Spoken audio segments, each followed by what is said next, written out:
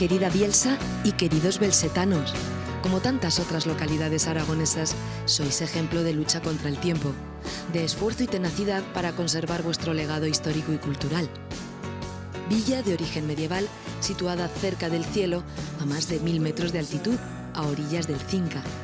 Y puerta de entrada al Valle de Pineta, uno de los más bonitos e impresionantes del Pirineo.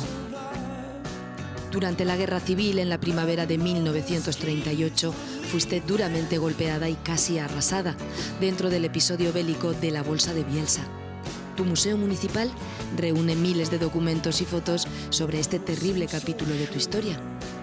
Pero dejemos atrás el pasado y centrémonos en tu vigoroso presente y esperanzador futuro, que se sostiene gracias al turismo. La proximidad con Francia a través del túnel, el ya citado Valle de Pineta, uno de los 4 que forman el Parque Nacional de Ordesa y Monte Perdido, con múltiples posibilidades de naturaleza y senderismo en cualquier época del año. Según las últimas estimaciones, de los 600.000 visitantes anuales que tiene Ordesa, unos 200.000 llegan desde Bielsa y Pineta.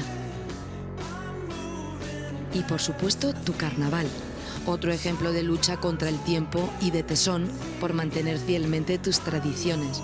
El carnaval de Bielsa, posiblemente el mejor carnaval de los Pirineos, reúne cada año a comienzos de febrero a miles de visitantes que abarrotan tus calles.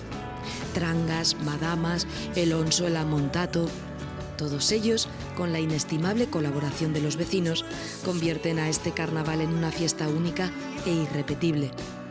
Se calcula que tiene una antigüedad de más de 1000 años. Pero Bielsa, tienes más sorpresas para el visitante. Tu ayuntamiento de estilo renacentista presidiendo la Plaza Mayor. Tu iglesia de la Asunción, una construcción original del siglo XVI, reformada en siglos posteriores. Y la de Javierre, de estilo románico.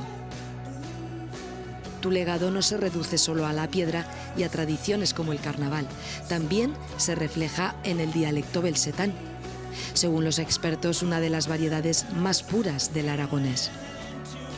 Naturaleza, historia, tradición, todo ello se junta en Bielsa para goce de los nuevos visitantes, pero también para los que ya han gozado y desean volver a gozar lo antes posible, como nosotros.